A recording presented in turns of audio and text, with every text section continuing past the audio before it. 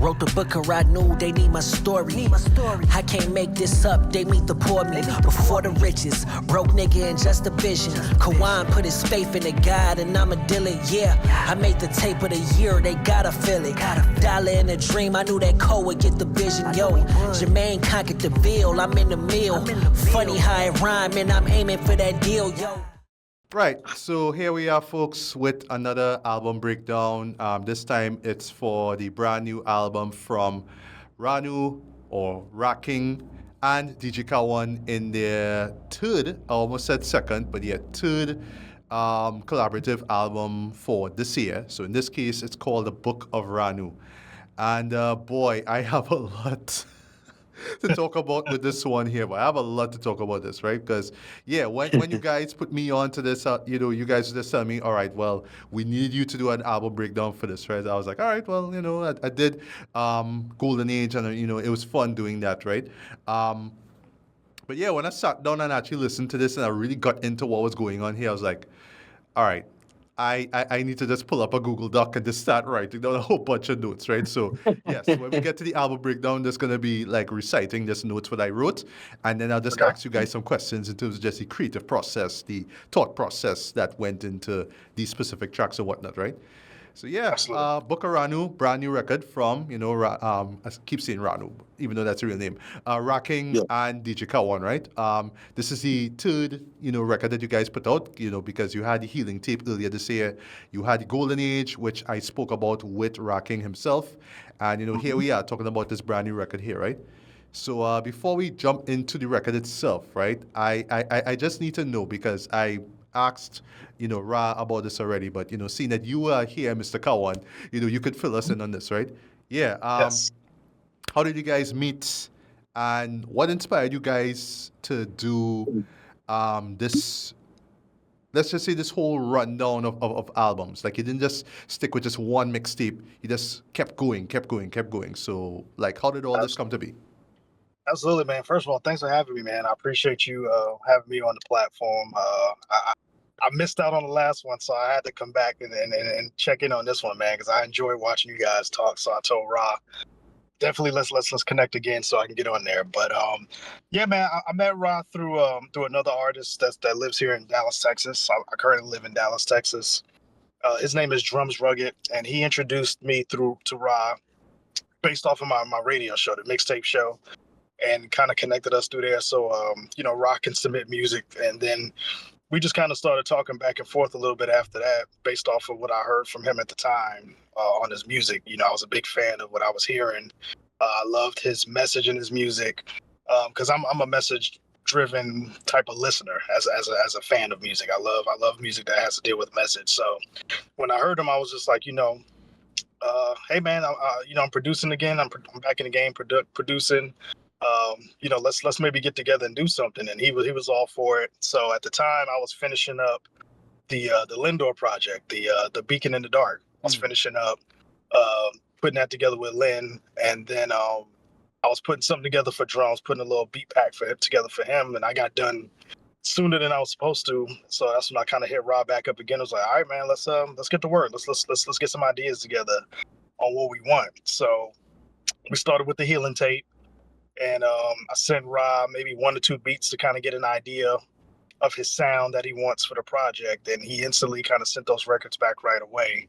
And then that's when I was like, okay, kind of like how this feels, man. So we kind of recorded the Healing tape. And then literally right after recording the Healing tape, Rob was like, let's do another one, Kay.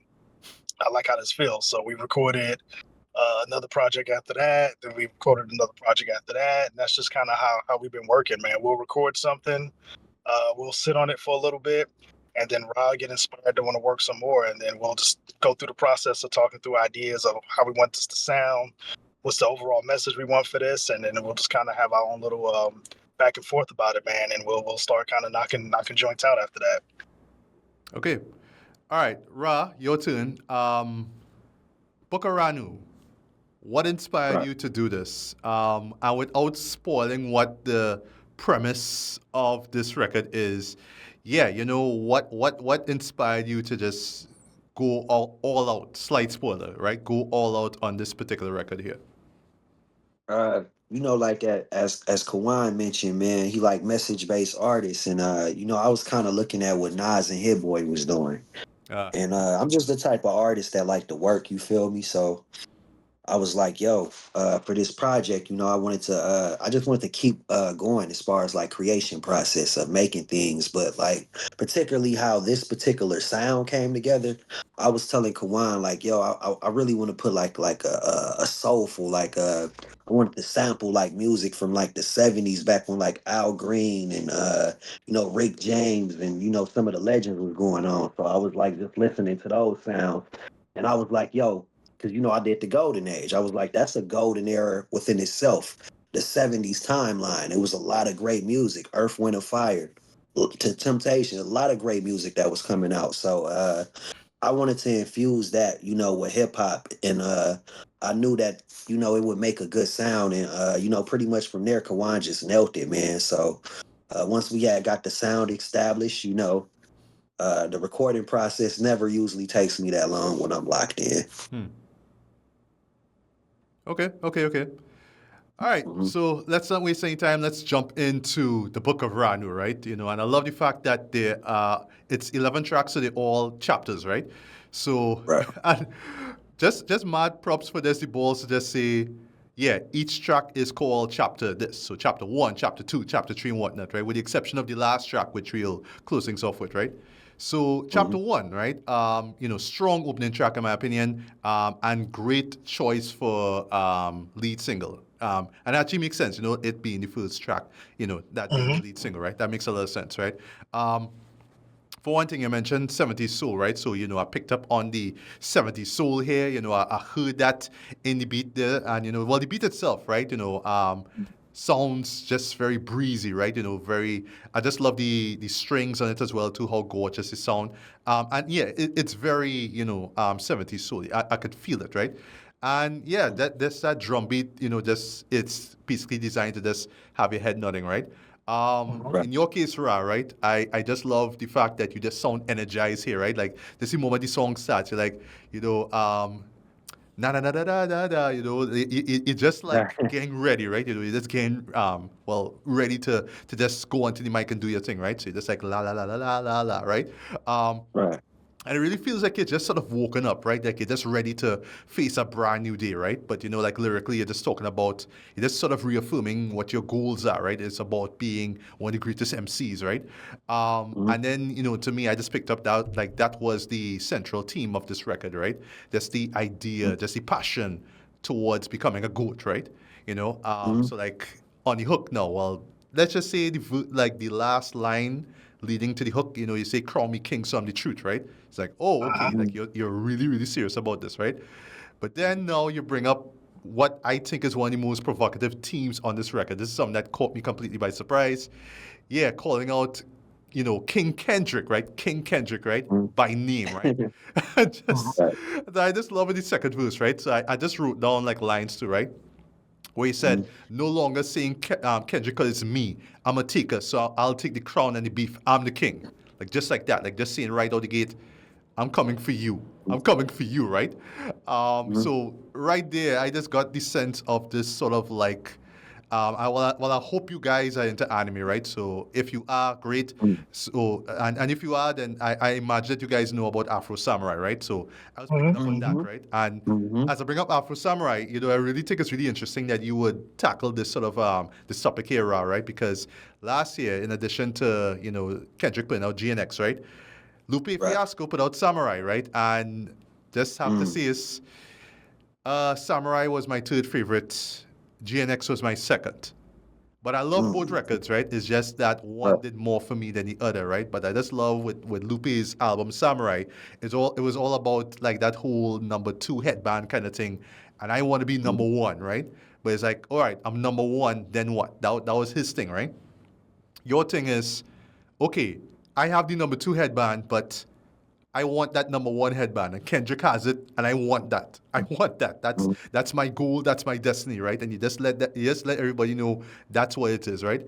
But I like that it doesn't take away from the vibe of the song and what it is you're trying to say, right? 'Cause it's just about Right. you just getting yourself up, like, you know what? I'm one of the best. I'm gonna be one of the greatest, and that's really what it is. You know what I mean? So yeah, Right. strong opening track, right? But yeah, guys, take it away. Well, all right, I'll start off with Kawon, right? Yeah, the idea for the beat, like how did this come to be? Was this just something that you just came up with, or this was kind of in tune with what Ra wanted to express on this album? Yeah, so funny thing about that, man. Well, two parts. The Taker's line, that's actually a callback. In my opinion, it's a callback to the Healing tape. The intro was called the Taker's intro. So it's kind of like Ra was doing a callback to that to remind you about that Taker's intro we had on that, where he was like, Queens keep on taking it, and basically he's setting you up from back then, like, yo, I'm really coming. You know what I'm saying? This is just a warning shot. And as each project drops, that warning shot is getting louder and louder and louder, right? So for chapter 1, man, that was actually supposed to be the lead single off of the project I'm working on now, my Boom Bap Alumni album. Okay. So I just kind of put that beat together, sent it to Ra, because I already said, hey, Ra, you got to be on this project. So after he sent it back, he hit me back and was like, okay, this is how I want the Book of RANU to sound. I love what you did with this. I love the soul sample feel. So I was like, bet, let's we have a thing within the crew, man. We don't stop the creativity. So if the creativity is flowing, I'm not gonna say, well, nah, man, I'm working on my project. So, let me just get this single and then we'll use it and then we'll come back. Nope. Let's put this Boom Bap Alumni project to the side. Let's use chapter 1, because he already called it chapter 1. Let's use chapter 1 as the base of what we want the Book of RANU to sound. So that actually gave me a better idea as far as where to look for samples for the rest of the album and things like that. So had he not laid that down and returned it back to me as fast as he did and giving me the heads up, like, yo, this is how I want the Book of RANU to sound. This exact sound is what I want it to be. Who knows what direction we would win in, man. So this is actually kind of like the template and the blueprint of the rest of the project, to be honest with you. Right. So yeah, Ra. So number 2 headband, Afro Samurai, all that stuff, right? Do you agree with me in terms of this was the approach that you wanted? And then also to, like, I guess from here you could just start going into, what inspired you to just say, here's what, I'm just gonna make a record about just going after that number one guy, like the guy, the top dog. I'm going after him. So how Right. did that come to be?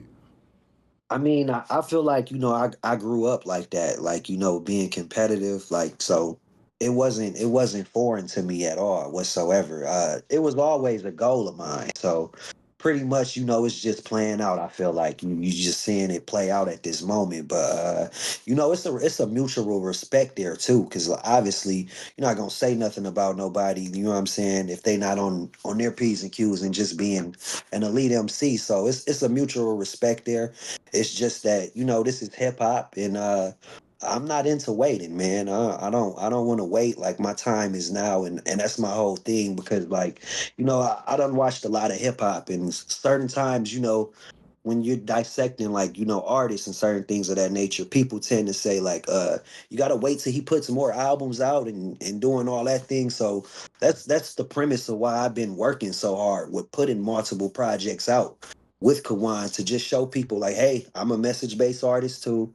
We can give you that catalog, but at the end of the day, like, I'm not afraid of getting into a battle and letting people know that spot is mine. Right. So up next, chapter 2. In terms of just the production here, I love that it just sort of maintains that sort of like calm serenity from the previous track here. And I also like the fact that it's similarly sunny, like the last one as well, right? And in your case, Ra, I like that you just come through with the sort of like metaphysical, like knowledge of self sort of look at basically what your purpose in life is, right? As a rapper, right? I love the hook where you just mentioned that you just put your heart and soul into just basically what we're all hearing here on this record here, right? And what we're gonna hear going forward, right? So yeah, short and sweet. Just my thoughts on it. Just pretty solid. Continuation in terms of us understanding what your purpose is. Not just on the album, but just period, right? As a rapper. So Right. I'll just start off with Ra first, and then to Kawan afterwards, right? So yeah, Ra. I know like the moment you heard this beat, it's like, all right, I know exactly how I'm gonna dive in. I know exactly the vibe that I'm going for, right? But yeah, just to kick things off, yeah. How did you feel now? Like, like just lyrically, like that's how you felt when you heard this beat for the first time. Like how you knew, okay, this is how I'm gonna approach this particular beat. Yeah, like it's certain times like where Kawan, he'll hop into his production and I'm able to pretty much like read what needs to be done, I guess, for that particular track right there. So it's certain times where he may send me something and what they call the rapidy rap.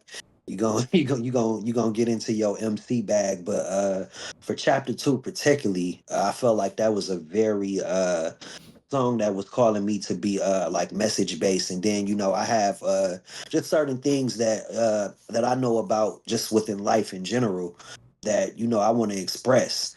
So it was a little of me feeling like what this beat is calling for, but at the same time sparking that creativity or that thought that might be there of, hey, this needs to be said right now. So it was a little bit of both, I would say, for that particular track.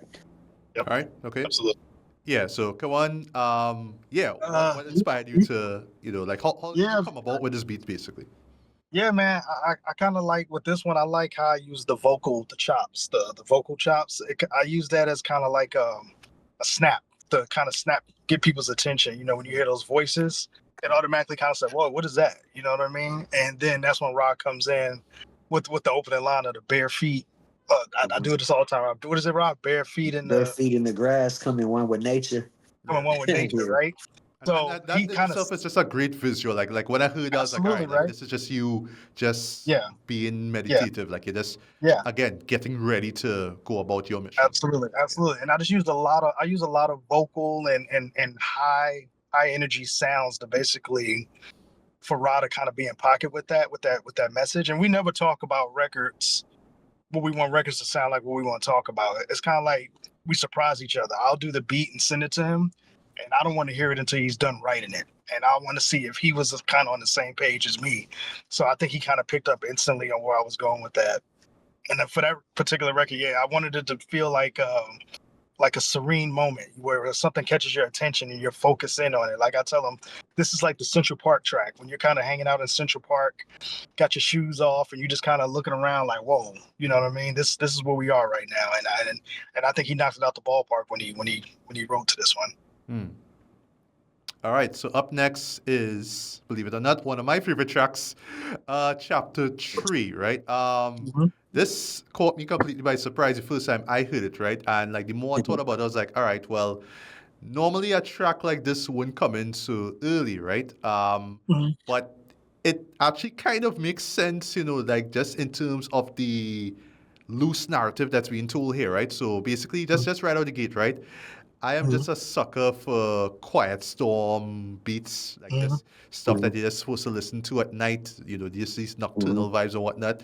Yeah, Mhm. I like that, like Ra says, late night on a Sunday, 'cause yeah, this is the type of shit that I will listen to on a Sunday night when I'm just sort of Mhm. chilling and getting ready for bed and whatnot, right? It's that kind of thing, right? Um, Yeah. what caught me by surprise though is just basically what the song is about, right? So, yeah, Mhm. Ra, I mean, you just coming through with some like just sensual like late night Mhm. bedroom shit on this, right? I'm like, wow, okay, right?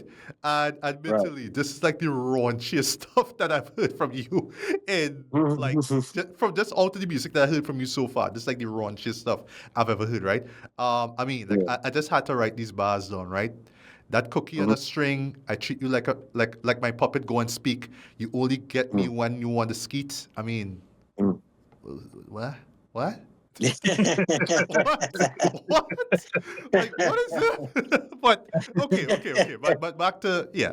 So, but what I like about what I really admire the most about this song is that it's not just a sex jam, right? Like it is, right? But there's Mhm. more to it that's going on, right? So I like that you say Right. early on that you're still focused on your dreams now, but just here with this one chick and having fun.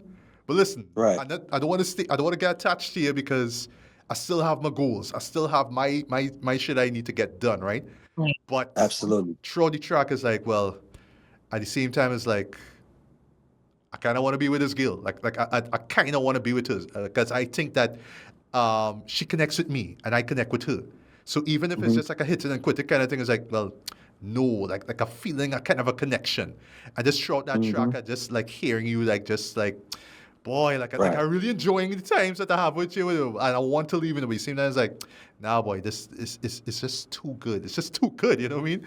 So I like that in terms of fleshing out in a sense your character, like your focus. You know you want you know you have your goals at mind, but at the same time you're a man, you're a human being. You know you have desires, you have urges, right? And you have to kind of get those things handled ever so often. So it is what it is, right? Absolutely. But yeah, great Right. track. It's an absolute mood setter in my opinion. It's a bedroom track. That's basically what it is, right? No doubt. But that's the mere fact. That's the last point. But that's the mere fact that it comes in so early.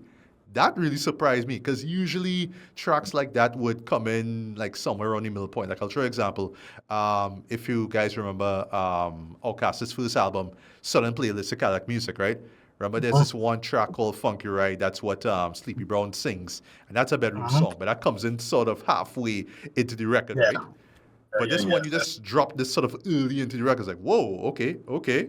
Like, all right, you know what I mean? But yeah, I love the song. I just love the fact that you just went all in on this and just said, here's what I'm just gonna be as raunchy and as real as possible because fuck it, that's just the track. That's what it is.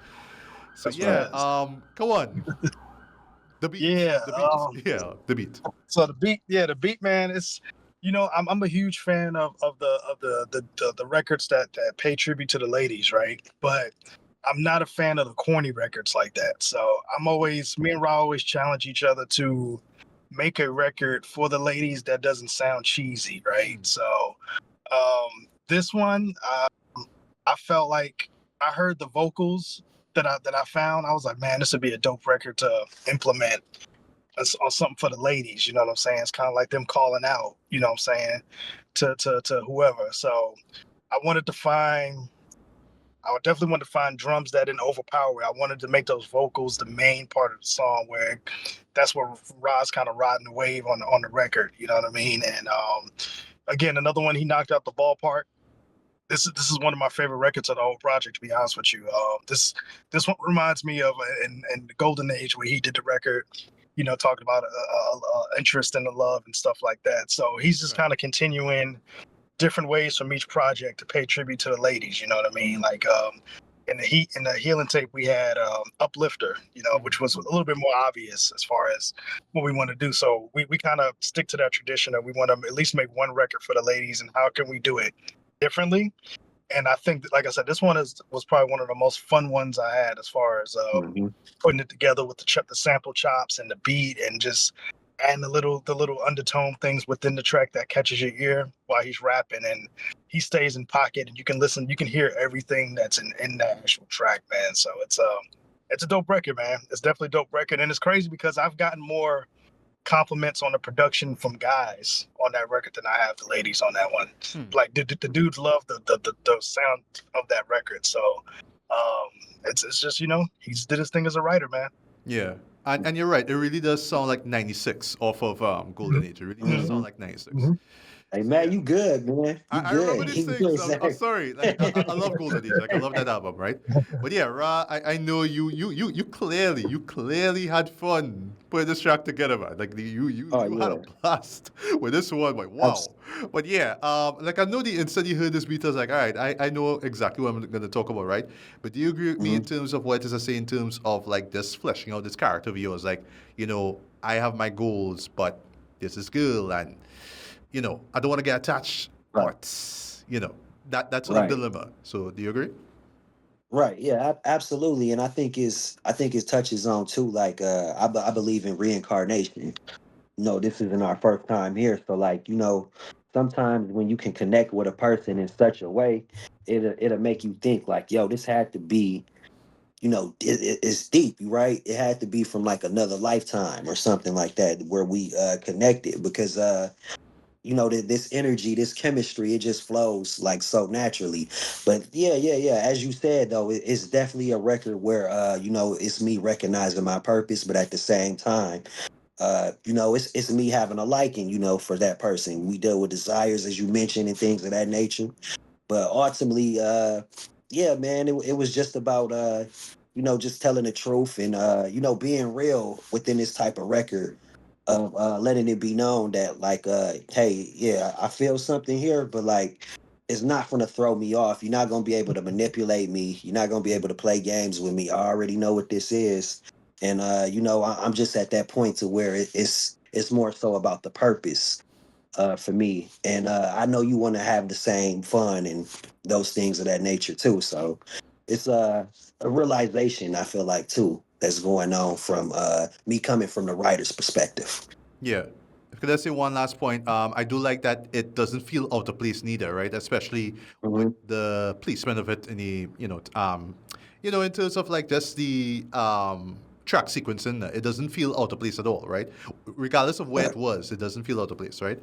But Hmm. yeah, speaking of truth, right? Speaking your truth, sorry. Hmm. Chapter 4, for me, features one of the best beats on this record, bar none, right? Okay. How do I describe this beat, boy? Like, it's just right out the gate. I just love that. What I'm assuming, I guess you'll answer me in a bit, Kawan. 80s R&B sample that when you found me. That's something about that, right? But it's just Mhm. how you take those vocals and you pitch them and you just get that. You just sort of flip it with you just had sort of sequence it. Sorry, with the drums, boy. And there's something about that sounds very like golden age hip hop. It sounds very much like a brand Nubian kind of track with just the Mhm. emphasis on these not heavy but that's hard Yeah, drums. Like I'm just hitting this, right? So it just has this sort of like Afrocentric sort of vibe to it, right? And yeah. yeah, It's difficult. Not even. I'm sorry, I didn't mean to cut you off. I'm sorry no, about that. You got me excited. yeah, It's just for this whole project in general, man. And you'll probably hear me say this a lot for this particular project. It's hard to find the right type of samples when you talk 70 samples. uh, That's not commercial. That's not a commercial sample. You know what I mean? Because everybody kind of leans into the same pockets and the same sources when it comes to this type of records. So I've really had to do a lot of digging.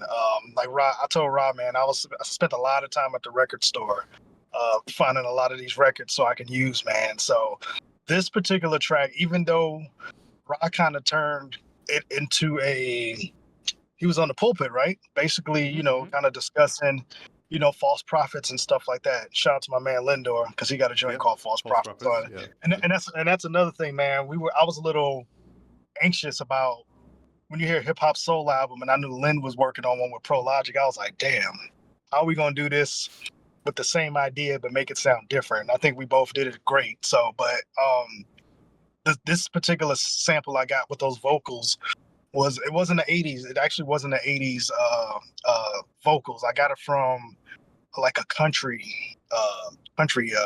song that if I can recall. When I heard it, man, I started chopping up them samples. I was like, okay, we got something here.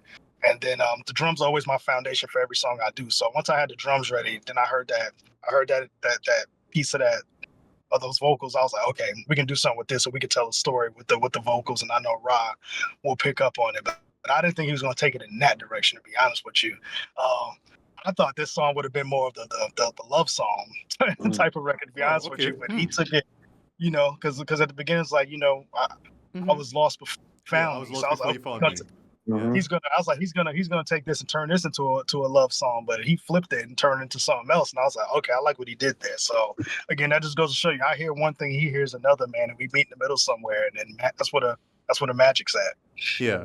Mm. And just to get to you, just lyrically, I just love that, you are touching on, just like white-based organized religion in, Hmm. America, right?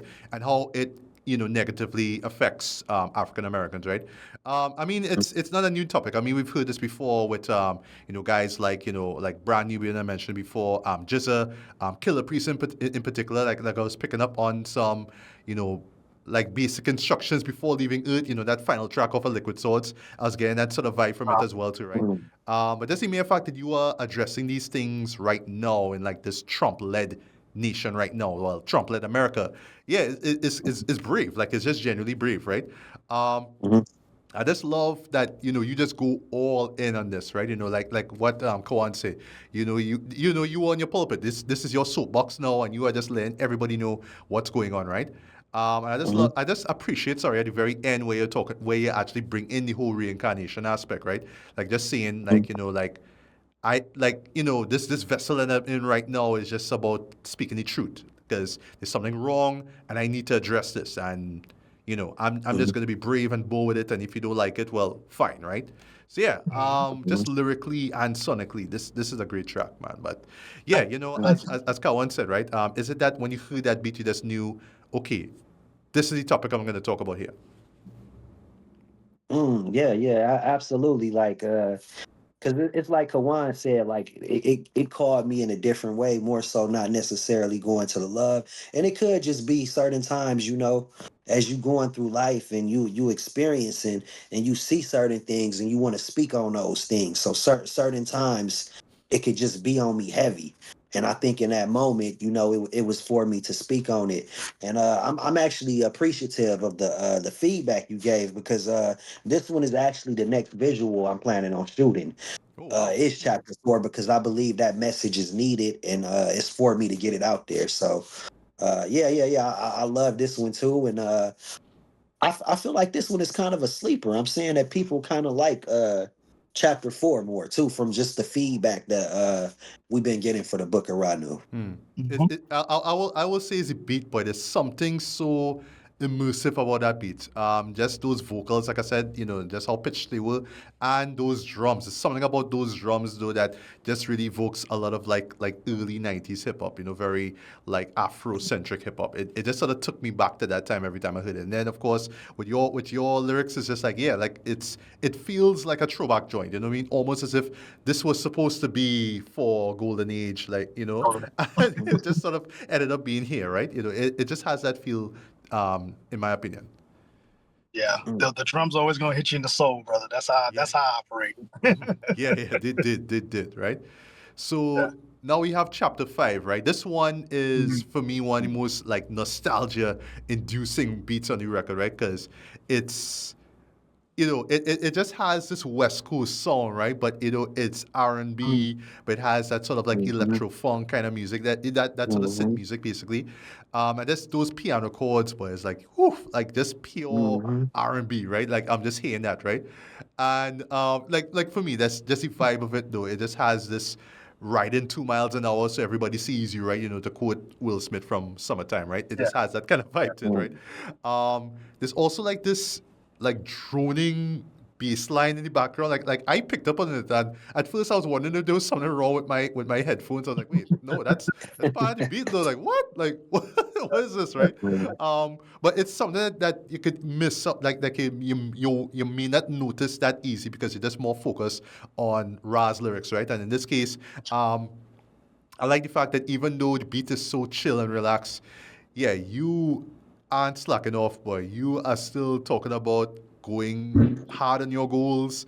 I like that you mentioned the Wesley Snipes bars, in the first verse. That was really cool as well. Like, I'm not a night walker. My light shine in the broad day. You get sniped, you flow sharp as a blade. I like that.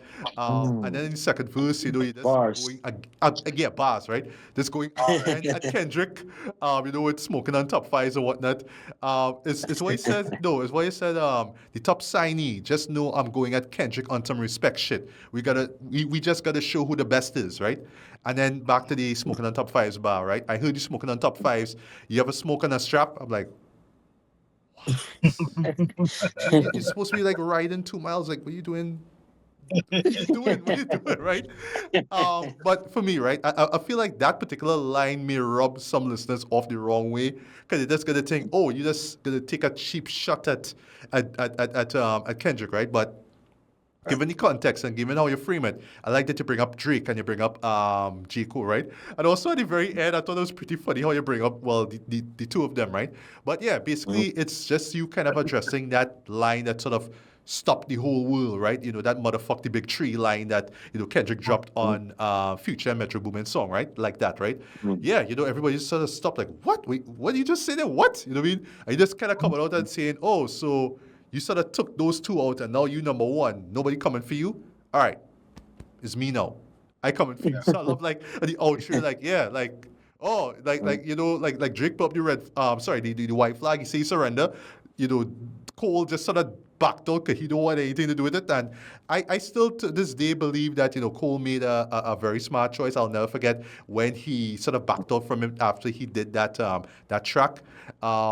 And people like just sort of clowning him for like, you know, dude, like, you don't understand. It's hip hop. It's all competitive. Like, but no.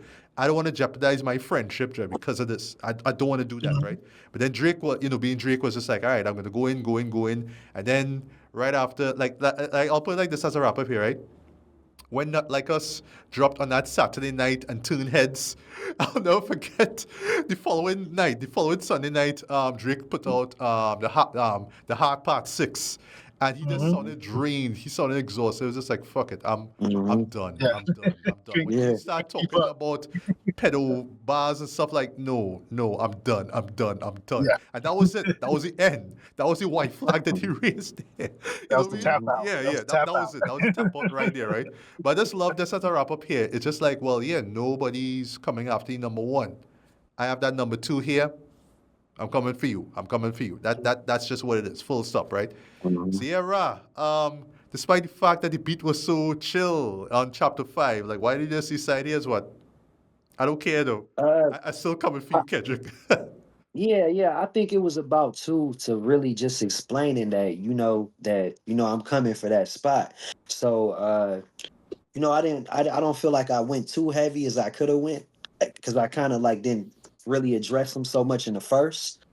But in the second verse, I was like, you know what? I need to address this again. You know what I'm saying? Just so people know that this is a real thing. And once you make it to 11, and you kind of get into that aspect of it, it's like, okay, people not gonna be able to deny it. So the more I just start growing, and my fan base and people start getting more in tune with Ra King. This is something they're gonna have to come back to. So I think it was very strategic of me to do because the bigger I get, the more success I get as an artist. This is gonna be a real topic, that people are gonna have to talk about. So I think I realized that, and that's why I addressed it and I touched on it some more in this particular song, but not too much, but just addressing it so people know, like, yeah, this is here. This is something we got to do. It's not going nowhere, and yeah, that's what I came to the conclusion of when making it. Right. So, Kawon, right? Just to get to your part now. Did you purposefully make this, to sound very West Coast? Like, was this the intention at the beginning, or it just sort of came to you? Yeah, man. So, like I told you, the drum's always my foundation, and I build from there. You're kind of on target to the style and the sound, because I've heard it sounds like a Larry June type beat. I've heard that it sounds. Yeah. I've heard it sounds like an Alchemist kind of beat, but it was just me finding those sounds that are different, man. That's always been my thing, is to find something that sounds different, that goes together, that sounds like something you never heard before, and it's easy and hard at the same time, right? So, and I do appreciate you for picking up on those like other little elements I put into the production, because I do like to put that little ear candy in there too in tracks, so you can kind of say, well, what was that I heard, in the background. So for you to pick up like on the bass line and pick up on that other stuff, man, it's pretty dope, because all of that is definitely done by purpose. I try to make it. I wanted to make this one feel simple and complex at the same time. You know what I mean? And yeah, I wanted this to be like a rider record, something you can drop. You could be in the car and you can just cruise to. And Ra's just riding over that beat, man. And like you said, at the end, that's when he that's when he started hitting the next gear. Mm. You know what I'm saying? Going through that yellow light because it was about to turn red. So he had to go on and hit the gas on him real quick just to let him know that, this ride is about to pick up here in just a little bit. So yeah, man, it's another one of my favorite production tracks, man. And like I said, you're spot on as far as the sounds, because I've heard a lot of those comparisons, and then I did hear the Larry June one. Right. So now we have chapter 6. For me, this really feels like the closest to the golden age, right? With those boom bap drums, that jazz, those jazzy horn samples that you hear, right? Especially that da da da da da. You know what I mean? The only difference here, though, is that what I love just in terms of just the beat and the lyrics, right? Like the beat is so relaxed, right? And it's very dramatic, right? Just the way how it builds and swells, right? But Ra, you are just going all in. You are just showing off your cockiness here, and it's very captivating. Like you just feel it every time you just rhyme over this, right? Every time I hear you rhyme over this, right? And then for me, you just drop one of the most like memorable hooks on, I would say, for the whole year. Just that we don't want to hear them pussy-fied raps, pussy rap nigga. We don't want to hear them pussy-fied raps. Like every time I hear it, I'm just like, wow, boy, like wow. You just like zero fucks given there, but like wow, like you just did not care, right? Again, it's just that number 2 headband kind of shit. Like, you know what? I'm coming for everybody. I'm coming, like, just going back to Afro Samurai. One of the aspects of being in number 2 is that everybody's coming for that headband, because once you have that, then it's like that number 2 headband guy is the only one that could step to the number 1. So because you have the number 2, that means everybody's coming for you, right? So you're just letting everybody know, like anybody steps to me, that's it. Any competitors gonna get decimated, right? And then of course just keeping on with the cockiness. So I just love on the outro this that you don't like my brag, gotta show me. You don't like my brag, gotta show me. You're just repeating that like you don't like my brag, gotta show me. And you just sharpen your bleed, eh? You don't like my brag, come and show me. You're just ready. You're just getting ready for anybody stepping towards you, right? But yeah, I love this track. This is just dope AF, right? But yeah, go on. That beat. Yeah, man.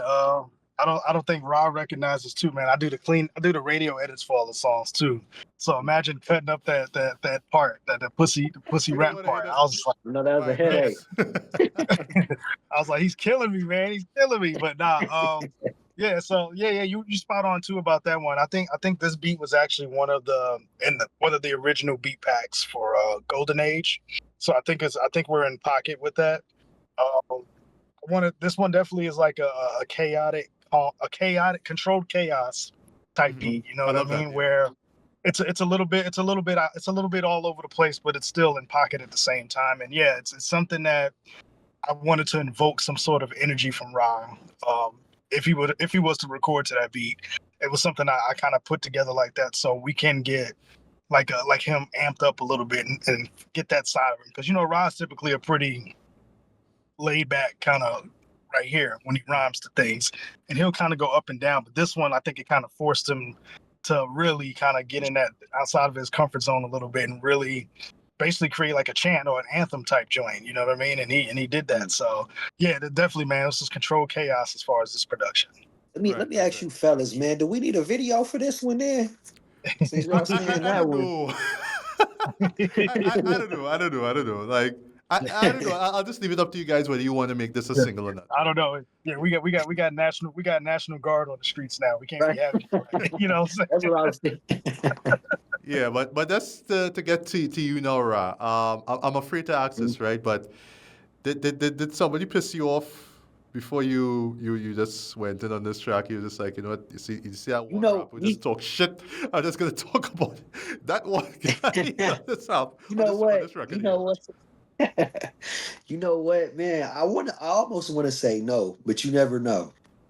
Never know. I want to say no. I just kind of like got into that energy, but you never know, man. Like it's certain moments that you can go back to where you can just get amped up. So sometimes I think it may be simply is just that, just tapping into that energy of what a particular track may need.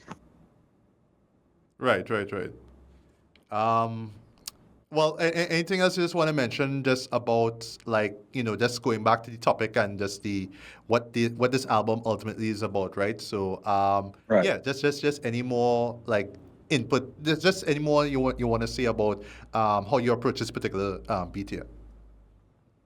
Yeah, man. I really think it's this album is really putting people on notice too. Like I feel like it's very message based too, because you get your songs where you're gonna get those messages from, whether it's some people might call it like low vibrational, like how you said with chapter 3. Still feel like it's a message though in there to let people know like, hey, ain't nothing wrong with focusing more on your purpose, especially in the times that we are in today where females tend to play games, and they tend to go by acting as I want to say ratchet ghetto, kind of just going along with that program. And I feel like that's being put out there for them to go into. So uh it's nothing wrong with a person to focus on their goals and do what it is that they're trying to do. But ultimately I feel like it's message based music. But as you dive into it, this is also the story of Ranu. So in here he's letting you know, like I'm letting the listener know that hey, I'm coming, like you mentioned, I'm coming for that spot. I view myself as the top MC, and when it comes to what they would call quote unquote like battle rap, I'm ready for that. I'm ready for that. I'm cut from that cloth. You know what I'm saying? I'm cut from that cloth as an MC. But at the same time, in creating this, I still wanted to make sure that I made message-based music for the people, because it's not just about that. Though that's a personal goal of mine, uh, it's for me to really make this music message-based, so that way, and just to talk about my story so that people can be able to grow and evolve, and they can really resonate with this more. It can be helping for them. So that's how I view it. That's how I view it. Right. So chapter 7, this one caught me by surprise because this is pretty much an interlude, like an instrumental interlude, Mhm. right? Um, Mhm. it's reflective. I found it to be like slightly melancholy as well. It's almost like this is just the moment. Like even though you say this is just a beat to ride out to, and it's sort of more Mhm. felt that like this is where not just the listener is sort of reflecting on what they heard earlier, but like our hero is sort of like reflecting on things, like reflecting on where he's at and where he has to go, right? Um, and yeah, I mean, it's just a simple instrumental, right? But just, I guess I'll just ask the both of you, all right? Yeah, just what, like because it just sort of comes not, I don't want to say out of nowhere, right? But it's just the idea that you just got, like, you guys just decided, here's what, we're just gonna have a beat, just gonna let ride. You, Ra, you're just gonna give like a little intro, but that's basically it, and just let the beat ride. But yeah, how do you guys come up with that idea in the first place? Just say, let's just have an interlude, just let it ride, and we move on from there. Did you choose that, Kay? If I'm not mistaken, you was like, "Yo, let's let Yeah, this one rock out." yeah. So yeah, we were kind of wrapping up the album, and we kind of was in that space where we cause like we need another something, right? We didn't have like an official intro track to the album. We just kind of went into chapter 1. And so I'm always a fan of just like beats, right? So albums that have really dope intros with just beats, or you hear an MC just talking over a beat and you'd be like, man, why you just don't rap to that? So I kind of wanted to have that feeling, because I've heard that feedback already on that particular track of, yo, man, Ross should have been rapping over that. And I'm like, that's the purpose, and that's not the purpose. Mm. The purpose is to kind of and I got this from speaking to Lupe. Lupe had an album a couple years ago where, forget the name of the album, but I know it's kind of like after every 3 to 4 songs, he would have like Tetsu on Youth. just like white noise. Yeah, Yes. Tetsu on Youth. Yes.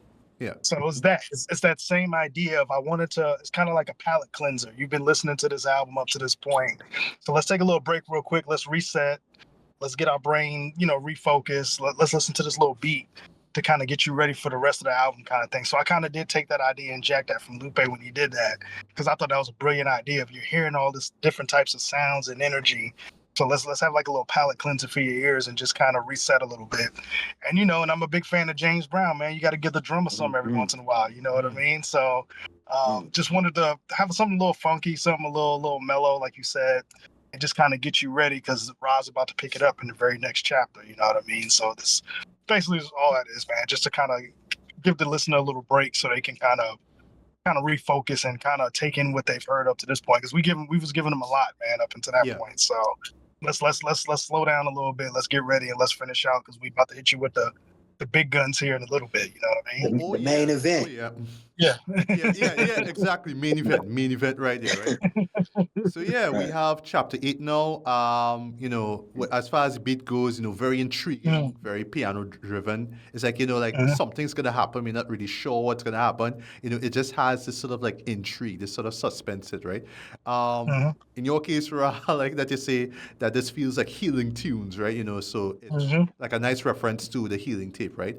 And for me, like, it's very dense, right? Just lyrically, what's going on here, right? But what I picked up from it, I guess you could tell me how wrong I am, it's basically your creative process, just how you approach each of these beats, just the lyrical power that you have, and just what message you're basically trying to tell with each and every song, right? So at the end of the day, this is just like a very introspective track, right? And I would say this and the other two tracks before we get to the main, before we get to the main event, are very introspective tracks, right? So like this one is like the beginning here, right? But Ra, chapter 8. Lyrically, how do you come about? How do you how do you come about with the lyrics for this song here? Well, actually, sometimes I'm a spiritual person, man. Like as far as in the aspect of I'm not using the woke term, but like connecting with nature, doing certain things where you can ground and be at peace and be at one. So with this particular track, I think I was in the process of I was kind of chopping it up with the artist Daylight, and it was crazy, man, because I had a dream. You know what I'm saying? Like before, we got to chopping it up, I had a dream to where it was conversations going on, and I within this track, it was just me wanting to put message-based content in there as far as what I felt like was important for me in this particular track. And I got to going through as far as being descriptive with some of the practices. I feel like that got me to the point I am now. So it was important for me to touch on that. And honestly, sometimes, man, I feel like we can gather inspiration from that other reality, the dream world. So I feel like that kind of helped birth this one as well too. Right. Kawon. Real quick. The beat real quick. I just, I wanted to make something that was divine and dusty at the same time, right? So, the vocals, of course, you can hear the sirens, basically, they singing, but I wanted I wanted those drums and I wanted those kicks and those snares to sound really, really dirty, because it's like I guess me and Ross kind of on the same page with that, right?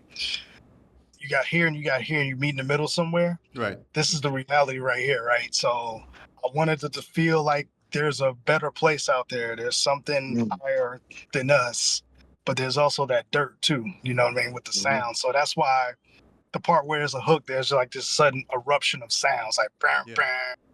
That kind of like, you know what I'm saying? It's just kind of like one moment you're feeling great, the next moment you're kind of going through the dirt, and then all of a sudden chaos strikes. So it was kind of like I wanted to kind of put all of those sounds together at once and make it feel cohesive at the same time, because that's the reality we in, So just something I was messing around with sound wise, and it came out the way it did, And then it's again another one of my favorite productions, man. As far as the sounds, I love how the sounds go together, and Ra used his science to make it sound beautiful. Yeah, he did. Shout out to Mad Good too. I think this was like his favorite track. He was saying that was on the album, and that's our distributor. Mad Good Records. So shout out to him too. All right. So chapter 9, for me, another favorite track of mine. I just love how Mhm. smooth the vibes are in this, and especially that sort of distorted vocal sample that you hear throughout it. It's interesting because it sounds at times almost like a baby crying, like especially when you hear that, like Mhm. it sounds a little Mhm. bit like that. But then when it Mhm. sort of like goes a little bit higher, you realize like, oh no, it's an adult, but you just sort of distort those vocals, right? It just has Mhm. this weird sound to it, and yet it works. Like it doesn't sound, too left field, right? Like it Mhm. sounds Right. organic. Sounds like it needs to be on the song, right? Um, Mhm. but yeah, just that beat though, this just absolutely works for me, right? It's very neo soul. That's the best way I could sum it up. It just has this neo Mhm. soul kind of Mhm. sound to it, right? And Yeah. lyrically, Ra, boy, this is where you get like really personal here though, because I just love that Right. here you're just saying, listen, like all this brag stuff and putting out records this year and look at me, blah blah, all that kind of stuff, right? At the end of the day, it's not just about number one headbands, right? Just to go back to Afro Samurai, it's about legacy, it's about what I leave behind, Right. right? So this love on Right. that the second half of the song, where it just basically saying, cause I love you, baby, because just letting the Mhm. world know, Mhm. like, look, I'm doing it for my daughter, like I'm doing it for her. I want that she's proud of my dad. You know what I mean? Like I want to leave something behind for her. I want this music to live on. When I'm gone, right?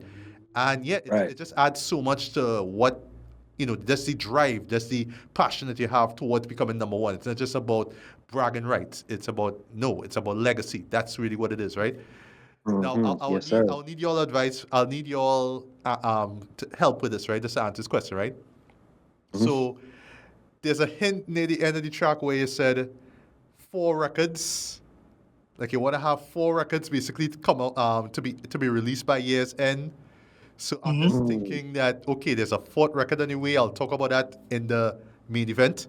But then I was also thinking like number 4, because Ranu 4 letters. You know what I mean? So because I love like back in golden age, you love to use numbers to as symbols and whatnot. So I was thinking like that too. Um, but yeah, boy, I absolutely love this track too. That's just the mere fact that this is the moment where we understand what motivates you, Ra, to do what it is you do. Like, it's Right. it's great. It's just a great track. But yeah, Right. come on, just to start off with you, right? That Yeah. beats, especially that vocal sample that I mentioned before, right? Yeah, how did you come up Yeah. with that sample or the So use of so it? yeah. So without going too heavy into the sample snitching piece, I actually Snitching. got that from that was actually from an African record I have. And then I took some of the vocals, and that's actually from the same vocal run. We just, like you said, we pitched some down, we pitched some up, and like you said, it sounds like a child crying, but then it sounds literally like a man screaming. Yeah. It's just so many things you could take from those vocal sounds that I want people to hear or interpret. And when I heard that, and those drums that I use, those are like my favorite drums, bro. You gonna those drums are set in my machine to use for certain songs because I don't care. I'll use the same drums for many of songs just because I love how those drums sound. Just depends what you put around it. Right. And when I heard those vocals, I was like, okay, just one of them special ones. We're gonna have to use this for it. So um, yeah, Wasn't just those in 10 too? Not to cut you off. Weren't those same drums in 10? same drums as chapter 10 too. So Right. I don't care if people know about that. Really? Yeah, I, 10 and I, 10 I and should 9 have have picked the up same on drum. that. Wow. Yeah. Wow. So yeah, I just heard that this African record I have some African records. I'm huge, just for me as a digger. When it comes to making production, man, I love to go international with a lot of my sounds. You know what I'm saying? Just because I feel like the music, the labels doesn't control the sound for the artists overseas. They let the artist be the artist. So you hear the most incredible sounds overseas. So this particular African record I have, when I heard those vocal runs, I was like, I got to use these one day. And then the higher power put it on me to put that together, man. And Ra took that energy and like you said, man, he gives you a lot of information about himself within that one track, man, about just everyday struggles of trying to be a artist, right? But you got to fund this project somehow. So sometimes you ain't got the money. So like he says, your favorite rapper is broke. You know what I'm Yeah. saying? That's not him taking shots at other artists. That's him I literally know. telling Yeah. him, saying it to himself, like, yo, man, I struggle just to do this, man. I'm doing everything I can do legally to try to keep this dream going, and then, you know, you run into hardships. And I'm a dad too, man. So every time he talks about his daughter, I get inspired, just because it's dope to see another brother, you know, love his daughter and love his family so much that you just want to make them proud. At the end of the day, that's all we want to do, is we want to make family proud, and we want them to look at daddy as a superhero. So the fact that he was able to put that out there, man, with no reservations, man, that's what makes the record so beautiful. And you know, with the vocals behind it and the drums, and then even the little instruments that we put in there, that's to me that's one of the most perfect records that I think we've put together up to this point, man. I think that's one of those records. That's up there with Uplifter too. Uplifter's my other favorite that we've done. That's one of my favorites too. I ain't gonna lie. Like, nah, I just feel like it's like the deepness, in you know what I'm expressing in there. I feel you. That's one of my faves too. Yeah. Well, you know, well, the floor is yours, right? So, yeah, you know, is it that when you heard this beat, you're like, all right, this is the one track where I'm just gonna get really personal, you know, just really let the world know this is why I do what I do.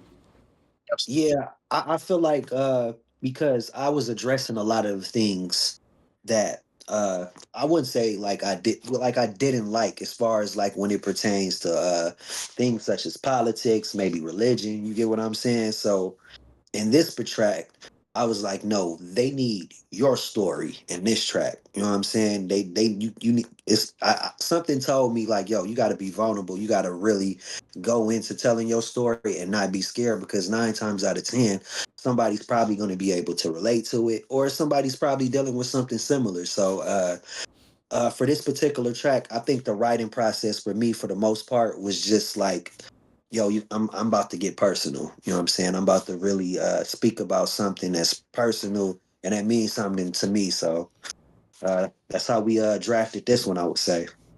Right. So up next we have chapter 10, right? For me, I just love the placement of this track here, right? Because it sounds like an album closer. It really sounds like an album closer. Like, you know, like this is the album winding up here.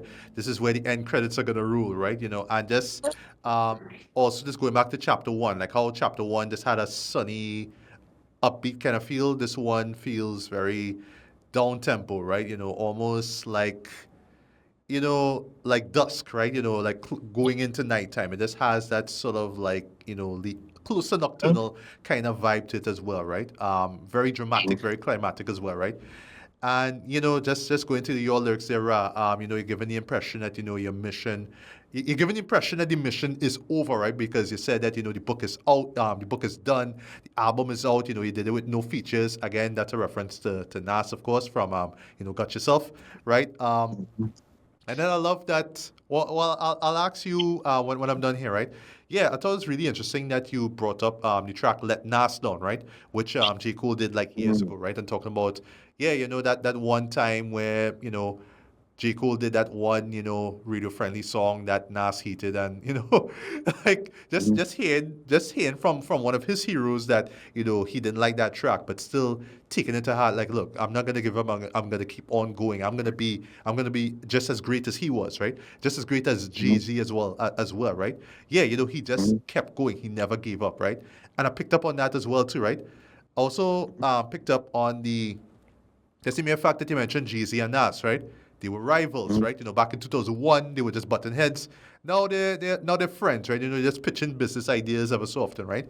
But yeah, back in 2001, like it was, you were either on Team Nas or you were on Team Jay-Z, right? You know, I'm not gonna say which team I was on. I was just more fascinated the fact like it was the two heavyweights just going against each other. But I wasn't picking any sides. I was just waiting for this track, right? That was just me, right? That was just me.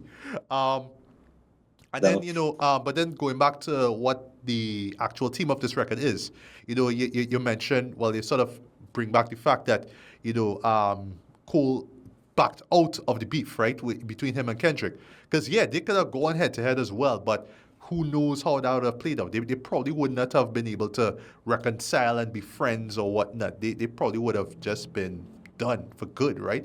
But he backed out, and, you know, he ended up saving the friendship there, right? But at the end of the day, he still focused on his part, and now he's one of the greats in my opinion, right? He's one of the big three, right? You know. That's what it is, right? Right. So yeah, And I don't think yeah. he did it because he was scared too. I feel No, like a no, no. lot of people like to run with that narrative. I don't think it had nothing to do with him necessarily being scared. Whereas that's just the person I feel he is, you know? Yeah, yeah, exactly. So that's the last one I just want to make, and then I'll get you guys' opinions on how you approach this track, right? But what makes this song very interesting is that yes, even though it feels like an album closer, there's one more track to go, right? So like in Hmm. your case, right? You just mentioning G and Nas and Kendrick and Cole, but Kendrick does not know you, Ra. But in this Hmm. case, it's like, look, I still respect Kendrick and I still respect him for Yeah, who he because I is, shot him out yeah, but on he is here. still number one. Yeah, And I have yeah. that number two headband, so final track is coming up, right? It just is what it is. So yeah, Kawon, chapter 10. Uh, Yeah, so run it yeah, over this so week. yeah, so like we said earlier, the drums are the same, but from this chapter 9. But like you said, man, we actually recorded this album, and the good thing, the dope thing about Ra is he kind of has an idea of how he wants his albums to sound before we even sequence an album. So this is literally the 10th track we recorded in that order. So we was recording each song in order, and like you said, this was initially supposed to be the final track. So I wanted to have that walk off music feel. You know, Bruce Banner walking down the block with his Yes, with Incredible his Hulk. Yeah.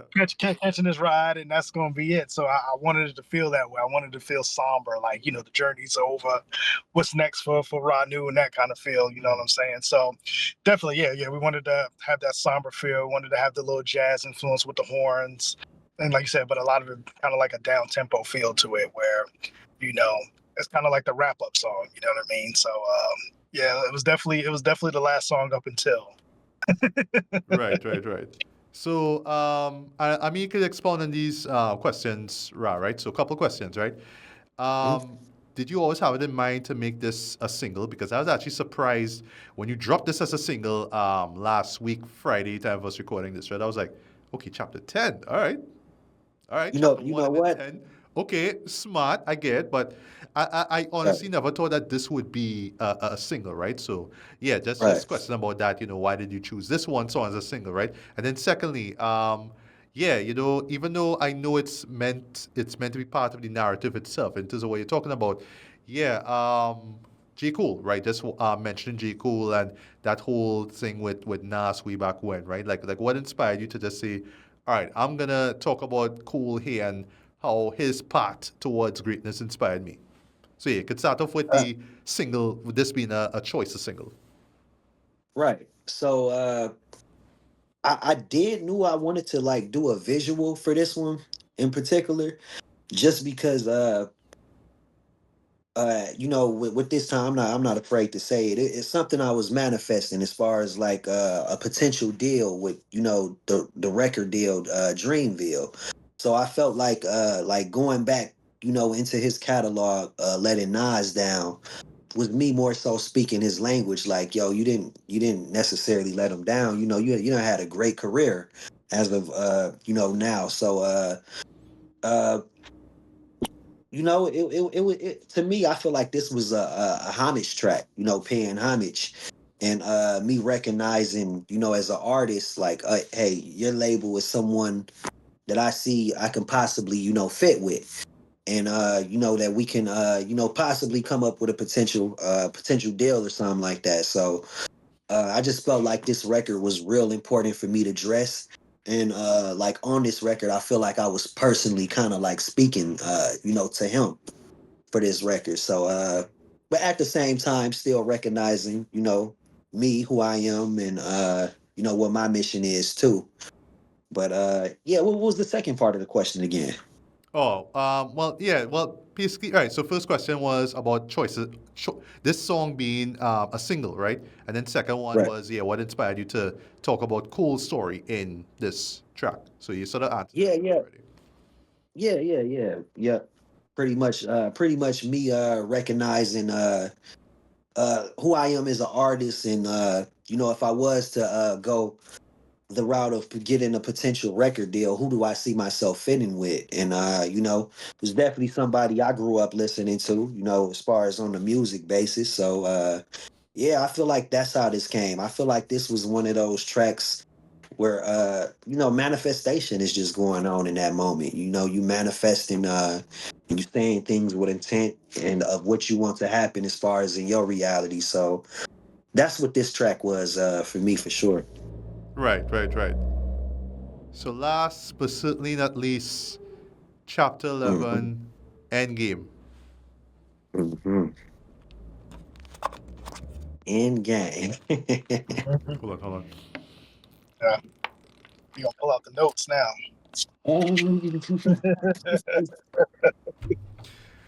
Mm. This is going to be this is probably the most provocative track that you guys have ever made, right? Like, period, right? And I would say that this is one of the best songs I've heard all year. This is one of the most epic things I've ever heard. It really lives up to that intertitle Endgame, right? But let me explain, right? Let me explain. Let me take my time, right? So you guys just decided to create this epic, sprawling scenario where the hero finally faces the villain, right? And this mad props for just that intro and how exaggerated it is. Like, oh, I think Ra went to inside of a machine, like a time machine, like Stefan or Michael J. Fox. It's like, what?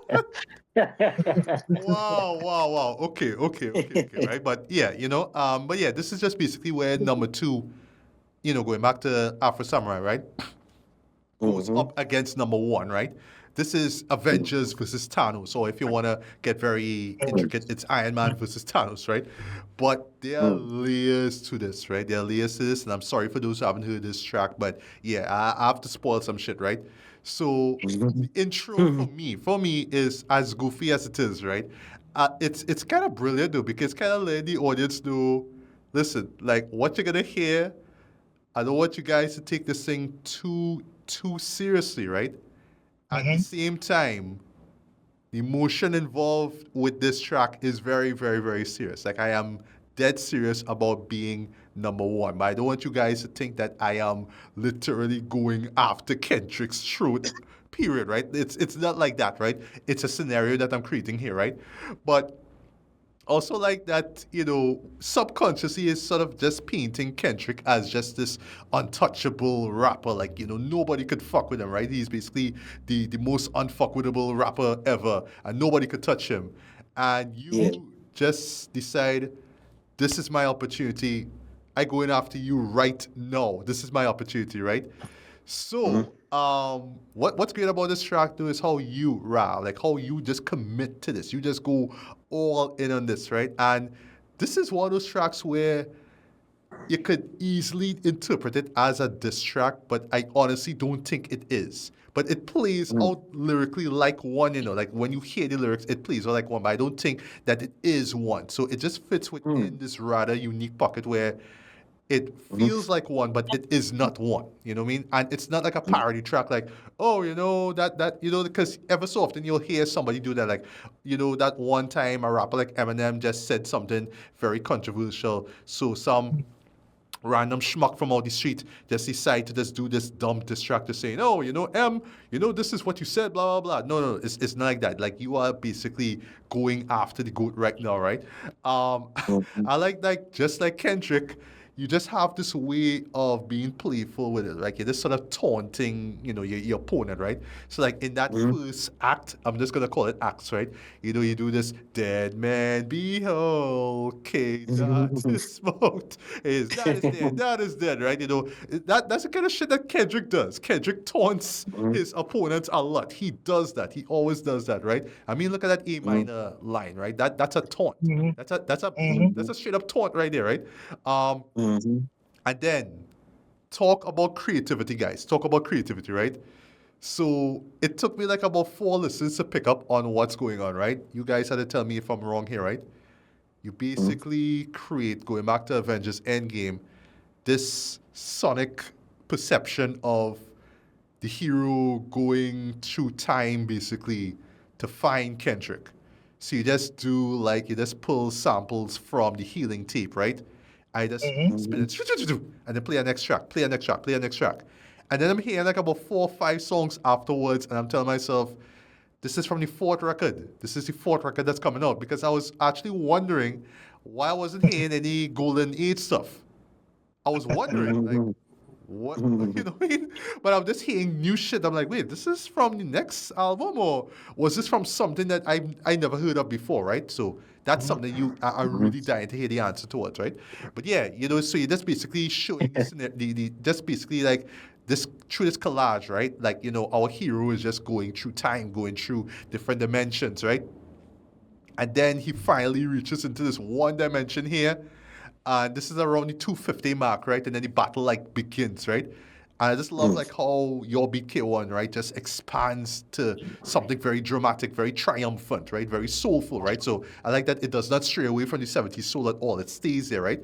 But it's how you, Ra, like how you just like referencing just as much things from the Kendrick versus Drake beef, right? So like lines where you say, looking at the clock, it reads 6:16. Like, I see what you did there. I see what you did there. I fuck with that. That's great. I know what you're talking about, right? And then Top Dog in tweeting about no win, punch ain't gonna see you punch again. I was like, all right, Ra, all right. And then you just keep going. You're going. And the beat is just sort of rising, but the beat is, I should say, the beat is kind of staying, but just sort of slowly growing, right? You are just like going up and up and up and up and up and up and up, right? And every time I hear this track, I'm just picturing like you just powering up and getting ready, and you just like throwing shots, throwing blows, wherever it is you grab it. You're just going after this guy, right? There's like this epic battle that takes place, right? And where you frame yourself here is great as well, right? So I love that early on you say that, I respect you, but I'll even later on you say that, your music will forever live on, right? But it's like, listen, you on the throne.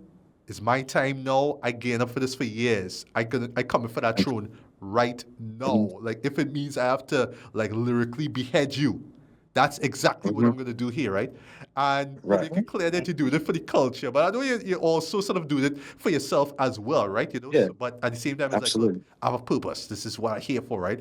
But again, it just keeps going and going and going and going and going, right? So yeah, at the very end, you have the Infinity Gauntlet.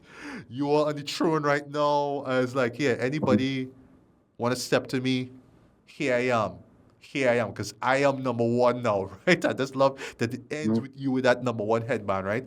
So, as I wrap things up here, right? So, I don't know how long you took to write this. I know that you did it in sections. I could tell that there were sections that were, kind of tacked on, right? But just hearing it as this almost 11-minute track, minute track, boy, is kind of epic, boy. It's just like, it just grows and builds and builds and builds and builds, right? So, boy, Ra, you just knocked it out the park lyrically on this beat, boy. Round of applause, man. I don't know how you did this.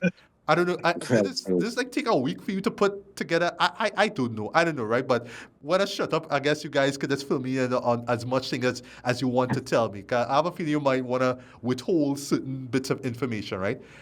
Just a few more things, right? Also love that it doesn't feel like it's dragging or it's running out of gas, right? I know, like, for like first time listeners, like even when I heard it for the first time, I was sort of overwhelmed. I was like, wow, like this song just keeps going on. Like, I knew how long the track was, but it just kept going. And boy, like lyrically, you're just not stopping. You just keep going and going, but you're not like repeating yourself. It's like you just keep growing in stature, like with every line and whatnot, right? And despite how dark the material is, because again, you are literally going after the king. You are killing the king head here, right? You're taking the head off, right? Yeah, it just feels majestic. It feels emotional. And then going back to you, Kawon, the beat just sounds beautiful, boy. This feels like, yeah, this is the final moment. This is the triumphant moment here, right? But yeah, this is one of the most unconventional diss songs I have ever heard. I can't even fully call this a diss track. Like, it lyrically feels like one, but it doesn't really feel like that, if you understand what I'm saying, right? But yeah, as an album closer, perfect, 10 out of 10. Love this. Last point I'm gonna make, and then I'll shut up. It will definitely rub some Kendrick fans off the wrong way, but come on, man. Absolutely. Kendrick loved that aggression. he loved that. He revels off of that, right? I just love that you were just able to channel him on that track and just say, yes, I know you have influence. I know your legacy is gonna live on, but this is my time now, bitch. It's my time. Coming for you. It's over. The end. Love this. So I'll leave I'll leave Ra for last, right? Because this is Oh, your yeah. song. This is all you, right? But we have to Yeah. start with the beat maker here and just this majestic beat that you made here, right? So is it that you just Yeah. designed this beat initially with the intent of this just being the final track, like this is going to be the final showdown, or you just heard the lyrics and just said, all right, I'm just going to stretch it out until and let it grow, What was No, that? no, absolutely. Yeah, so the plan was Ra came to me and he wanted to he from the beginning he wanted to do at least one between our working relationship, whether it be this album or another album. He said, "Yo, okay, I want one of those joints where it just keeps going, like a long track where I could just spit." You know what I'm saying? So I've always been a fan of one of my favorite records is Keep It Thorough by Prodigy, and that the Alchemist did. Yep. There's no hook, right? It just keeps going. It just keeps going. So I kind of had that in the back of my head, like, okay, we could do our version of Keep It Thorough. So we got to this joint, and Rod did that first, like you said, the first act. He recorded the first act, and he kind of originally he kind of just ended it after a while, right? So I was like, well, hold on now. Let's not disrespect the beat. I said, give me a hook, give me like a little piece of a hook, and I got an idea. So that's when he said, okay. He went back and re-recorded like a hook and added to that. And you're spot on as far as like the feel of the album, right? It's like a Marvel movie. Like chapter 10 is the end credits, and then in Marvel movies, you always get that bonus scene, right? Yeah. So this is literally his bonus scene for the album of and the longest one ever. The longest one ever, right? In This is Marvel history. so me added that part with the like you said, the rewinding part and him going through his catalog. We're going through his catalog, past, present, and future, right? To let everybody know. We was kicking ass since the Halen tape, right? As a duo, and then the reason you didn't hear anything from Golden Age, and I'll let you know, we recorded Golden Age. No, we recorded this project before we recorded the Golden Age. Oh. So we released the albums in reverse order of the way we recorded them. We dropped the Golden Age first, but we was already sitting on this album already. So that's why you didn't hear any Golden Age material, because it wasn't recorded at the time when I put this piece together. But the joints that you are hearing that you was like, I'm not familiar with this material, that is some future work that's coming. So we kind of wanted to leave some breadcrumbs to let everybody know that we just warming up. We're just getting started. Just from these little snippets, listen to this heat that we got. You know what I'm saying? We got some joints that's pretty dope. You know what I mean? So that's all that was. That was for him, like you said, him kind of reminding people who we came from, where we at, where we're going. And yeah, you know what I'm saying? I'm going through time because I'm trying to find this Kendrick guy, and that's when he drops, the Book of RANU. That's his end. That's where he needs to be right now, and reminding y'all this is where we at. And then so that part of the album, that beat, man, like I said, I wanted to keep it majestic. I wanted to feel like it was a fight scene. Like you said, it was ups and downs to it, but still kind of in pocket with each other.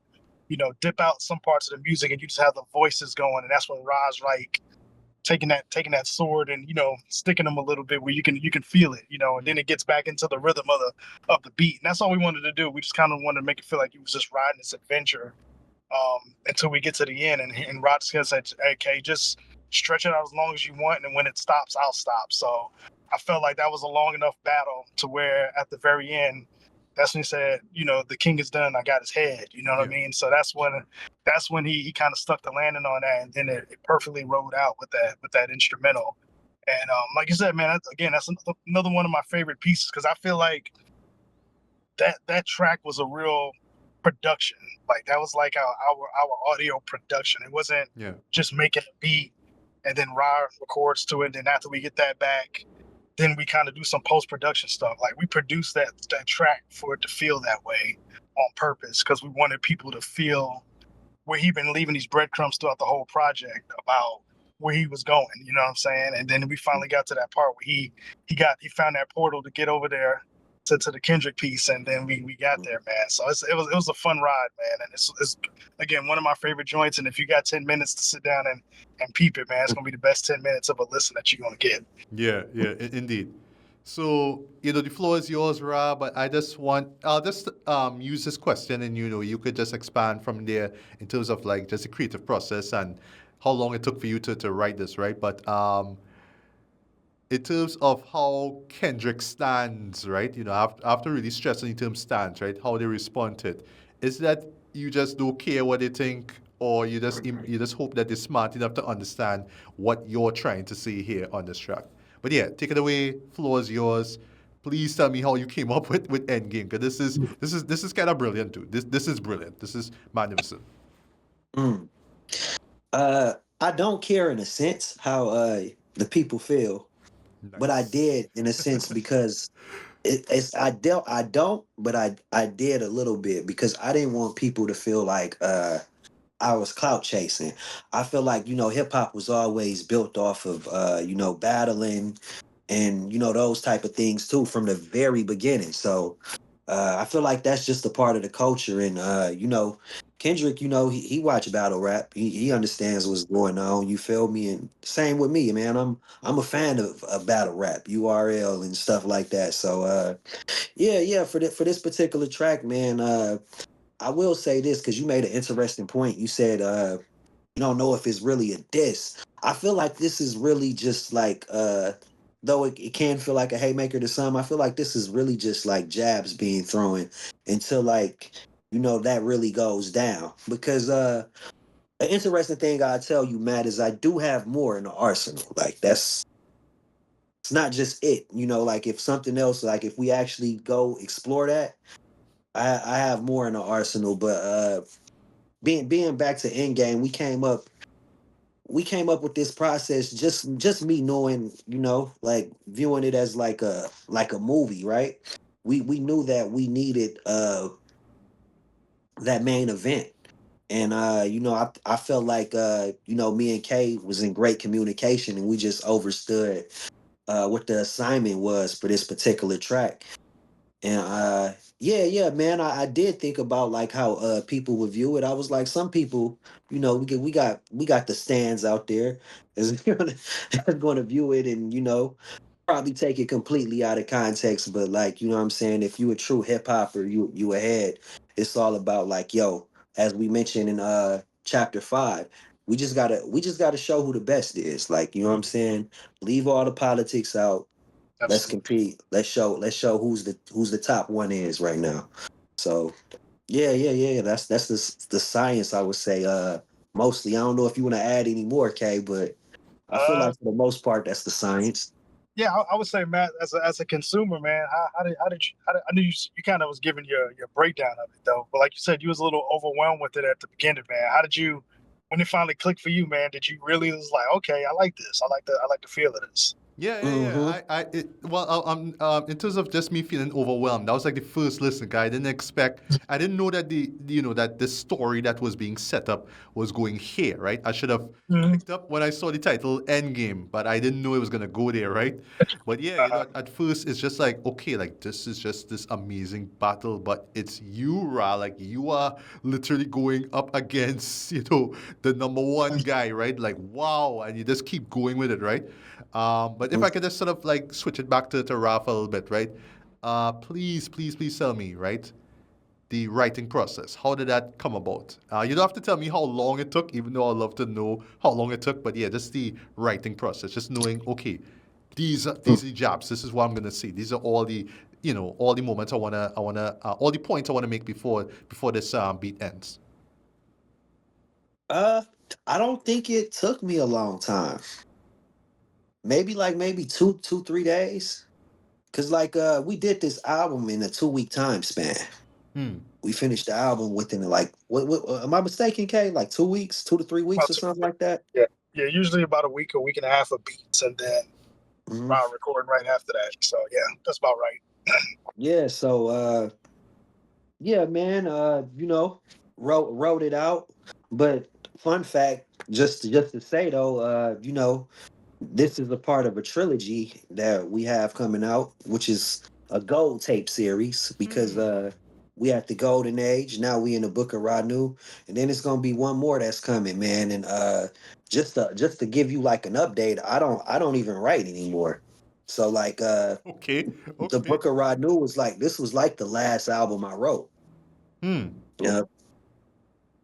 Wow. Okay, okay. I respect that. I respect that. I respect that. But yeah, you guys just boy, y'all really knocked it out of the park with this particular song here, right? So yeah, let me just get to my final thoughts and I'll read this, right? Yeah, this is a great record. One of the best that I've heard all year. Um, for me, like I had Golden Age up there. Like I just thought that okay, like this one is the best that I'm gonna hear from you guys. And then Book of RANU just came out, and I'm just hearing all this stuff, and just how you're building this character and whatnot.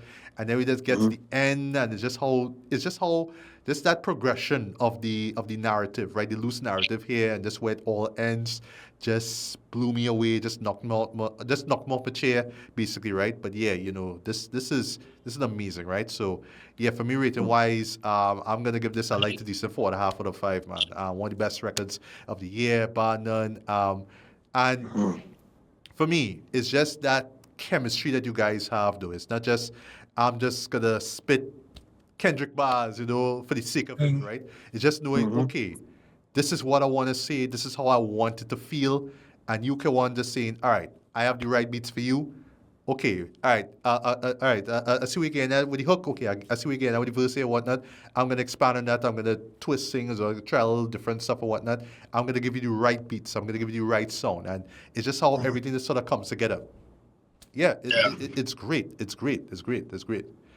Yeah, man. Yeah. And just real quick too, man, just let you know, like the beats for these projects are all from scratch. Like there's no beat folder I have on my computer where I just throw beats at people. Like everything is always, what ideas do we have? All right, let's build it from scratch. So that's why I was saying it takes me about a week and a half to make beats for an album, because we're literally cooking it up from scratch from ideas. You know what I mean?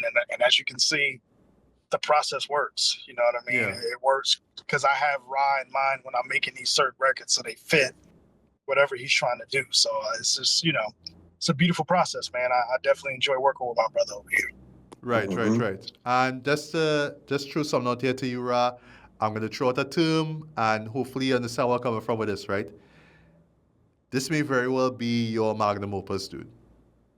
This may very well be that, just that one record that kind of defines who you are, your sound, your approach, the way how you see the world, the way how you see life, the way how you approach rap, right? Especially the battle rap nature of it all, right? Yeah, I feel like this album really defines you, right? I mean, Golden Age did it as well too, but that was more of like a student of the game, like this is the era that really inspired me, right? But this one just felt like, this is my life. This is what it was all about. This is my dream. This is my destiny. And even on that one track, on that final track, though, it still feels like, yeah, this is your destiny being manifest here, right? I should just mention one last point, though. I like that you mentioned like little bits of little bits of reincarnation talk there, within this epic battle, right? Just basically saying, like I gotta come back and beat you, what I mean? So like we destined to do this, right? Even if you were to come back, we rise up from the grave or whatnot, I will still come back in, I will reincarnate one way or the other. I will still kick your ass, right? So I just love like this thematically, right? Just the things that you like to address. It still comes back on that one track though. Like it's just amazing, right? But yeah, to me, I feel like this album just defines you, right? And dude, I just I don't know like what we're gonna get next, right? And what are we gonna get with this final record for this year? I don't know, right? But I don't know. I don't know if that upcoming album is gonna top what you guys did here, right? But this is again magnum opus level. You know what I mean? So yeah. I'll let Ra talk about. I'll let Ra, if he wants to talk about what's next. Yeah. Please. Let me know Hey, what's Che, next.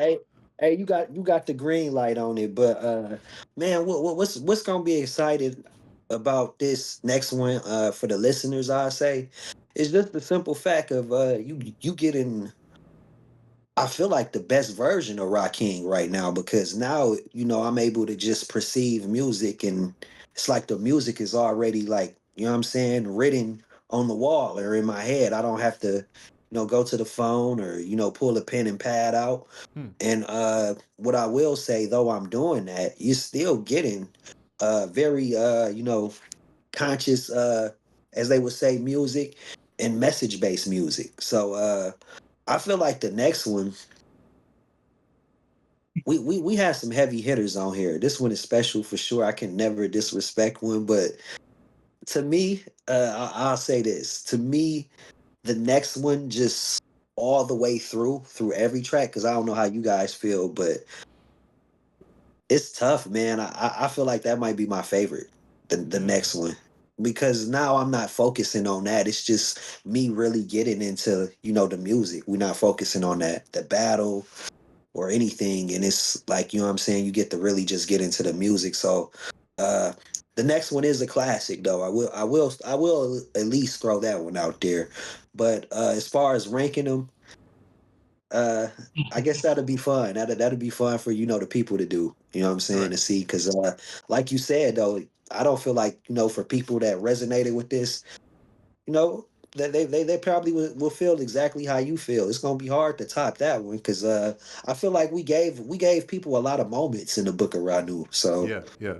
but people are going to enjoy the next one, though, for sure, for sure. It's going to be enjoyed. It's a great album too. Right. Yeah. It's yeah. So Book of RANU is obviously gonna be one of my favorites. Story wise, as far as how it came together. Golden Age has been, it was a fun run with that one. The next one is going to be, it's going to be a nice little vibe to it, man. We're going to get in our hip hop bag in that one. Yeah. I'm co-producing that album, so it's actually Ra's going to be rhyming on two different producers' beats on this next project. Okay. And the person that the co-producer of that one is part of, his bloodline is hip hop royalty, and I'll leave it at that. We can get more into that next time, but he's leave me in suspense, please. Yeah. Maybe we'll have him on here too. Yeah, like, maybe we'll have him on there next time. Here. Yes, his bloodline and hip hop is hip hop royalty. That's all I can say. All right. If I could just ask one last question about that before we wrap up here. Is it gonna be lighter in tone or similar to like what we got with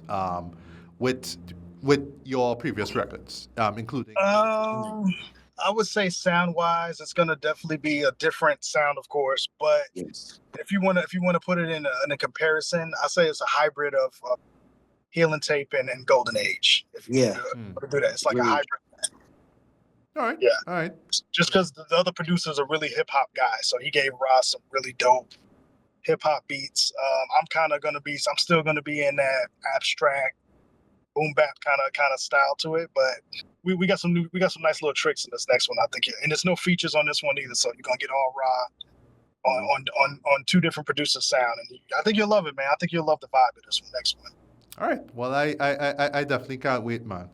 So as we wrap up, both of y'all or one of y'all could just kind of just let the viewers and listeners know where they can, hear or purchase the Book of RANU for themselves. Okay, Ra. Absolutely. So you can definitely purchase it on my Bandcamp. I do have it, on the streams for people that like to listen that way. We also did a partnership with the homie Mad Good Records, which is out in NYC. So where they're distributing, physical copies. So we got cassettes going on. Right now, me and Kawon has vinyl, for the project, that people will be able to purchase that just by going on to like my link tree, whether you're on Facebook, Instagram, or whatever. And I want to say, we're also going to be doing CDs for it too. So CDs will be the last of the physical copy, and I'm pretty sure we're gonna put some type of merch together for it too, for people that may want to get like t-shirts and hoodies and things of that nature. But yeah, you could catch me under Ra King on everything, Ra K7ng, just like that on everything, and I get a floor to my brother Kawon. Yeah. Yeah, man. Like you said, everywhere that he said that's what the project's available. I actually do have some Mad Good Records Book of RANU collab champion tees on my website. It's DJKawonmusic.com. It's gonna have like the Mad Good Records logo stitched on the front, and then on the back it's gonna have the Book of RANU album cover, and then it's gonna have all of our logos on there. We'll probably, like you said, we'll probably do some hoodies when it cools off a little bit. Vinyl's available, cassettes are available. We've been getting requests for CDs. That's why we're going to go ahead and just do some CDs for those who want those. And we're going to keep pushing this project, man. We got some more visuals we want to put out, some more content behind the visual, behind the album. And if you want to catch me, I'm more active on IG, and that's going to be Kawon J Productions, and that's where you can get everything in relation to this project and any other projects I got going on with some other dope artists. And congratulations to my brother Rod too, man. He's nominated and for a platform here in the States out of Jersey called Heritage Hip Hop. And Rod's nominated for Artist of the Year, and he just got nominated for Solo Album of the Year for the Golden Age. So congratulations to him on that. Yeah. Those awards are going to be this Saturday. So hopefully my brother can come home with some hardware, to pay off for the hard work he's been doing this year. Yeah.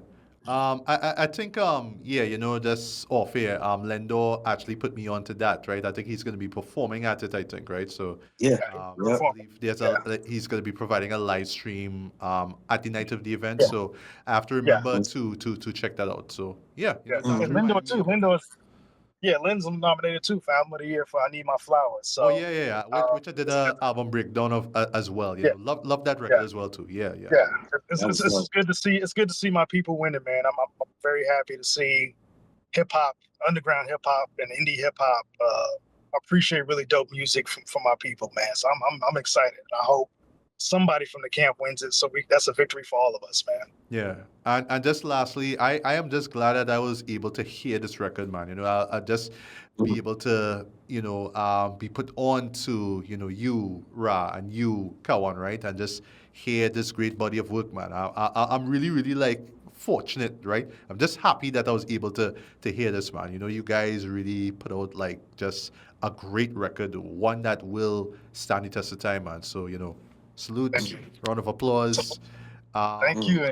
And Matthew, you're officially on my pre-DJ list. Whenever projects are done and signed off on, I'm gonna just send you advanced copies, man, so you can listen to those joints, because we got some I got some dope records that I'm co-producing these next few months. So I'm gonna definitely have you on top of my list to send those out. Nice. Thank you. What I was going to say, though, when you were talking about, more videos on the way, I was just sort of like imagining an anime video for Chapter 11. Hey, I told Kawon that, actually. That could be a real thing. That may happen. Yeah, because why I said anime is because Eminem has a video for one of his tracks, Head Honcho. That's off of his Death and Slim Shady record from last year, right? Oh, okay. And it was just done in pure anime. No mind, it was AI anime, but whatever. It's anime nonetheless, but it was an anime video. I'm just sort of like when you mention music videos, I'm just thinking, this is anime, because I keep talking about like Afro Samurai true and true. I'm just imagining that battle between you and Kendrick as this big like anime battle. But again, I know the Kendrick fans are not gonna like that. They're probably gonna like review bomb or whatever the term is. That video is gonna say, what the hell is this, right? But nah, I don't know. But at the same time, though, I can't wait to see the next. I'm really curious to see what the next single will be, and well, of course, the visuals to come with it as well, right? But yeah, it was great chopping it up with you guys. Great record. Thank you guys for putting me onto this. And yeah, just best of luck to you all going forward, man. I can't wait to hear the next record. Whatever the name is, I will find out in time. But I just can't wait to hear it, guys. Yeah. Absolutely, man. Thank you, brother. We appreciate you, man. Yeah, definitely. Thanks for having us on, man. This was mandatory for me to come back with you, Matt, too, because I just like how, you care about hip hop. You know what I'm saying? You're passionate about it. You like it. So it was mandatory for me to come back on, and then just to see the excitement that you got. Because I don't know if you remember, but when we did the Golden Age, I was like, yo, I got another bomb that's about to explode soon. So like now seeing your reactions and how you view it, that feels good for sure. So yeah, appreciate you and thanks for having me and my brother on for sure. Exactly, guys. Exactly. But yeah, you guys knocked out the park. Can't wait to hear what you do with the next one. Yeah, salute. Once again, salute. We'll be back, brother. Trust me. Yeah.